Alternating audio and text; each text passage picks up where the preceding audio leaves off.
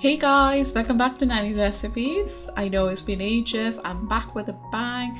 So today we got a recipe for creamy mustard chicken. It is so good. So first of all, we're going to heat a heavy bottom pan, and then I'm going to add 3 to 4 tablespoons of regular cooking oil. I got some cold pressed rapeseed oil. So to this I'm going to add my pre-marinated chicken.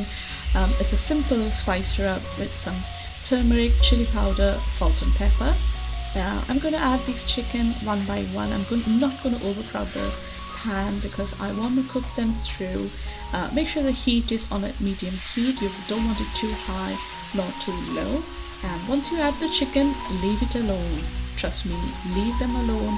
Leave it alone for 5 to 7 minutes. Let them caramelize. Let them get nice and brown. And I'll show you now. This is what we're talking about. We need to leave it alone. If you try and move it in between, it's only going to stick to the bottom and it's going to make it worse. So all I'm doing is shallow frying them. You have to make sure the chicken is cooked through at this point, because later on when we make the sauce, we're not going to leave the chicken to cook then. We're just going to make it sure that it heats through. So you can insert a skewer or leave it to shallow fry for about 15 minutes. Just put a knife through, and if you see juices running out clear, you know your chicken is cooked through. I'm also making sure the sides of the chicken are browned as well, just like how it is on the top and bottom. So I just turn them around, toss them around, and there we are. Our chicken is fried. I'm going to take them off. So once I've done all that, I've got all these brown bits left at the bottom. Make sure the heat is on low. We don't want to burn any of that, but we're going to use this in our sauce. So I've got here one medium-sized onion, brown onion, which I've chopped. To this, I'm going to add some water to deglaze the pan. You can use white wine or you can use masala wine, but I just used water here to deglaze the pan. So all that flavor is going to go back into the onions.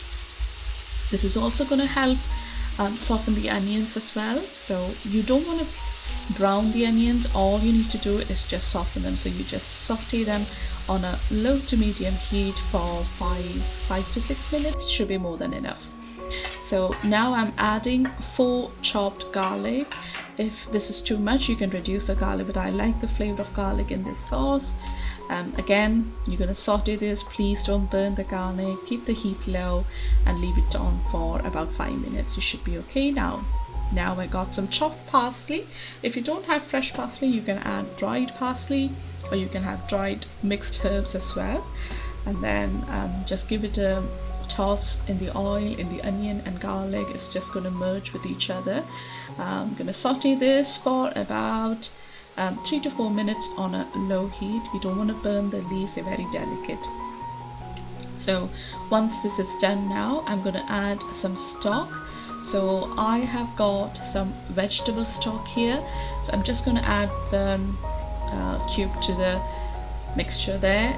If you got other type of sauce, you can make the solution and then add it to the pan. I'm just going to add this and soften it and saute it as we go. So you could use any type of stock. Here I'm adding a teaspoon of Dijon mustard, and this is where it gives that mustardy flavor to the chicken and the sauce. So just going to add it there, give it a good mix, and just leave it for 3 minutes on a low heat. So you can see all the bits and pieces on the bottom. We're going to deglaze this now. I'm going to add some water, some hot water. Make sure the water is hot. So I am adding about, I would say about 3/4 of cup of hot water. If you need more sauce, you can add a little bit more water. At the same time, we don't want to lose all the flavor. So we've added the water, give it a few minutes. When it starts to bubble up, we're ready to add our double cream. So I'm adding about 50 to 75 ml of double cream. And you can see how this sauce is transforming into this luscious creamy sauce. You can see how the color has changed. It looks awesome. So now is the time that we've got to be careful not to overboil it. I'm adding half of a lemon juice into there as well. It cuts through all that richness of that double cream. and it makes it even more luscious. It just elevates the flavor. So your sauce is ready when you run your finger through, and it stays on either side of the spoon.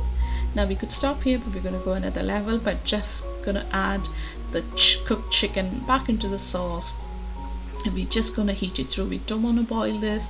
You don't want to separate the sauce, because if you overboil it, it's just gonna be separated. So just add the chicken back in there. How luscious that looks, isn't it? You could just plate up now, but we're just gonna let it sit in the sauce. We're just gonna marry their flavors into each other, get the chicken flavor into the sauce and the sauce into the chicken, and give it a few minutes. So all you need is another 5 minutes on a low heat. Please don't up your heat.